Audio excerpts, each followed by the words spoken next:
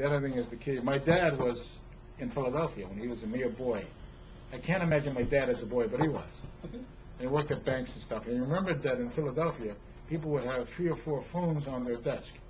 Each telephone connected to a different network. And then finally some guy got wise and connected all the networks together and found that the service was important, not the wire it went over. And somehow we forget this over and over and over again. And here we are, people trying to sell the network, and who cares about the network? Now, a lot of the new cell phones and services buy services from all the network. You pick it up, you get a dial tone, you dial the number. And that's the phone, and we forget all that. I'm reading a book on entropy. And I don't want to explain entropy.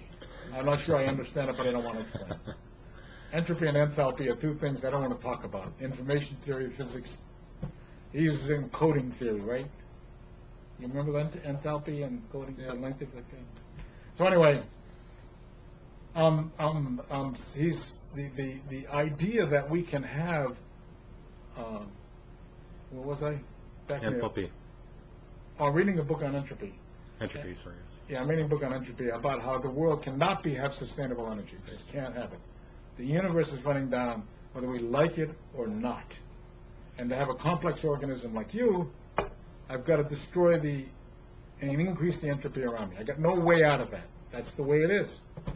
So when you try to explain this to people, they don't buy it at all. Not at all. And then you say to yourself, but it's the universe. It's going to run down, guys. Don't you get that? So I'm reading this book, and I don't know what it's just about entropy and economics. Now, entropy is beginning to come into economics quite a bit these days.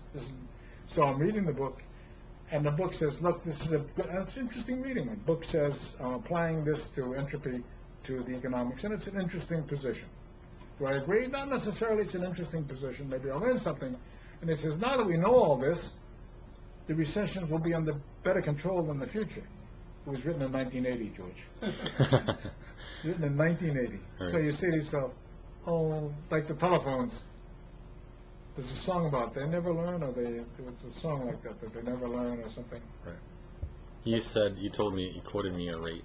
A what? A sustainability rate from the sun for the Earth. Oh, they got that on the web. The Earth is a big battery. Right.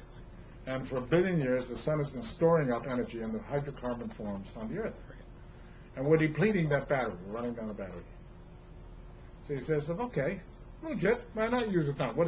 Does it help me to save it? No. We might go on a diet, but it's going to go away if we continue to exist.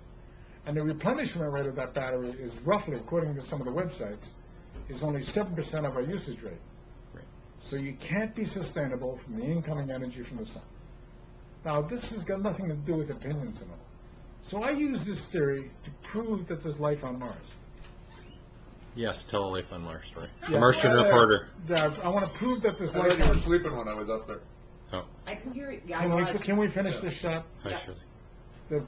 The life on Mars. I'm going to prove that there's life on Mars, and that's easy to do. All you say is, look, let's believe Al Gore. Just believe him. Now, all this audience has big smiles on their face. Yeah, right. Okay, now just believe him. Go with me with this mind experiment. I'm kidding. I do believe him. Okay. Now, it turns out that means that industry and human life is responsible for the shrinkage of the polar caps that happened 2 years ago. We're not talking about this year. It happened 2 years ago. We'll buy that. I'll buy it all. Now we measure the shrinkage of the polar caps. Now, I also measure the shrinkage of the polar caps on Mars. They're the same. There must be people in industry on Mars. I have absolute proof. That's similar to the thing that diet drinks cause obesity. How do I know that? I've never seen skinny people drinking diet drinks. So on that note, data proves all. Thank you again.